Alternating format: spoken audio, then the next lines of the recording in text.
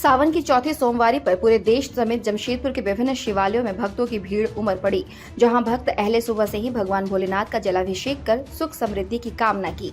सावन के इस पवित्र महीने में सोमवार का अपना एक अलग ही महत्व होता है। आज चौथी सोमवारी है। इस उपलक्ष्य पर जमशेदपुर के विभिन्न शिवालय में अहले सुबह से ही भक्त भगवान का जलाभिषेक कर अपने सगे संबंधियों एवं परिजनों की सुख समृद्धि की कामना करते नजर आए।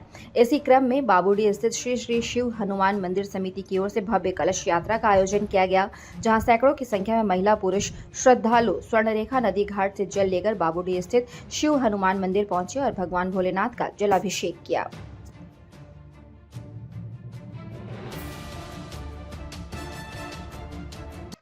अभी तक आपने जोहार झारखंड न्यूज चैनल को सब्सक्राइब नहीं किया है तो आज ही सब्सक्राइब करें, लाइक करें और इसे शेयर करना बिल्कुल न भूलें।